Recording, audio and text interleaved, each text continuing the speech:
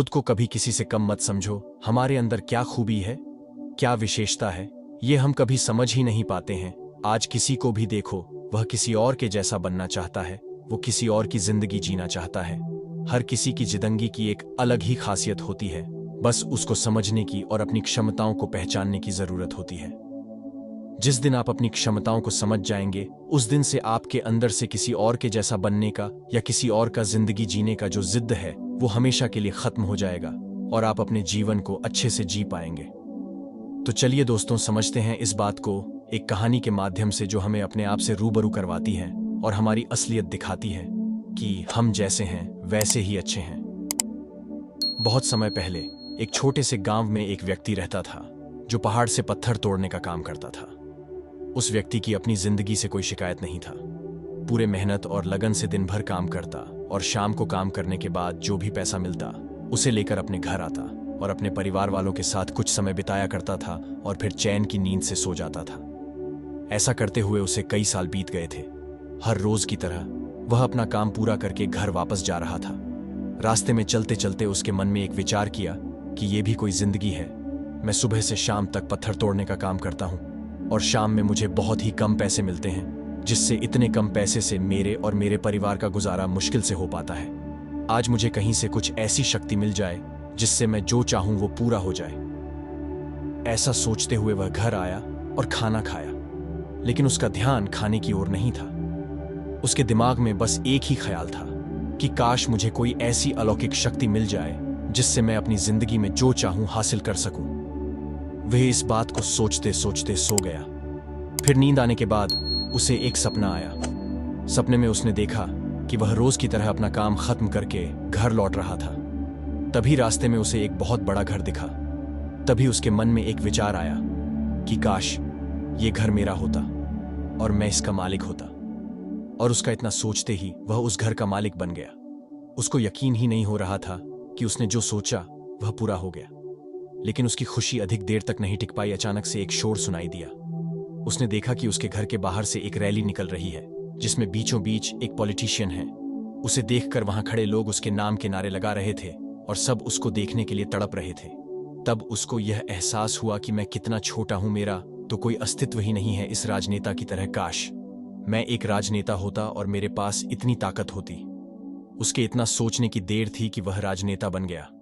उसके खुशी का ठिकाना नहीं रहा, क्योंकि उसके पास हजारों लोगों की भीड़ थी और सब उसको देखने के लिए तरस रहे थे। लेकिन उसकी यह खुशी भी जरा देर भी टिक नहीं पाई, क्योंकि धूप बहुत ही तेज थी और उस राजनेता को इतनी धूप में खड़े रीढ़े रहने की आदत नहीं थी। उसे चक्कर आया और वह बेहोश हो गया। फिर उसे एहसास हुआ कि यह राजनेता सबसे ताकतवर नहीं है, ये जो सूरज हैं ये सबसे ताकतवर है। उसके मन में आया कि काश मैं सूरज होता, मेरे आगे कोई टिक नहीं पाता। उसको इतना सोचने की देर थी और वह सूरज बन गया। वह खुशी से पागल हो गया। पूरी दुनिया को यही रोशन कर रहा था। दुनिया में ऐसा कोई इंसान नहीं था जो उसकी रोशनी को रोक सके।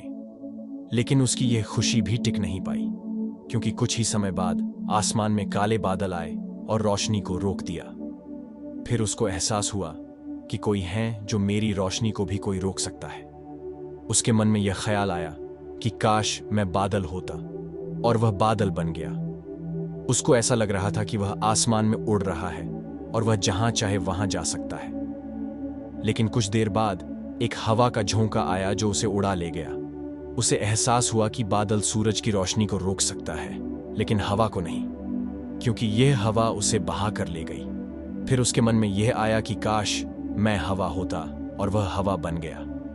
हवा बनने के बाद उसने अपने अंदर एक अलग सी ऊर्जा महसूस की और सोचा कि मैं जिसको चाहूं उसे उड़ाकर ले जा सकता हूं। उसको यह विश्वास होने ही वाला था कि इस दुनिया में सबसे ताकतवर मैं हूं। लेकिन तभी उसके सामने एक पहाड़ आया।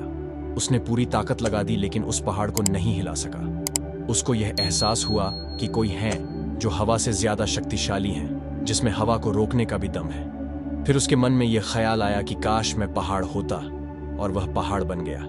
लेकिन हर बार की तरह उसकी खुशी ज्यादा देर तक नहीं टिक पाई। एक जानी पहचानी आवाज उसे सुनाई दी और साथ ही साथ उसको दर्द होने लगा, जैसे कि कोई है जो उसे तोड़ रहा है, मार रहा है।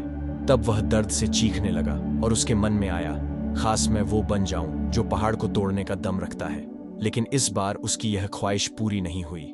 वह चीखने लगा, चिल्लाने लगा, अपनी पूरी ताकत लगा दी, लेकिन इस बार वह नहीं बन पाया। उसका दर्द बढ़ता ही चला जा रहा था। उस दर्द के कारण उसकी नींद खुली।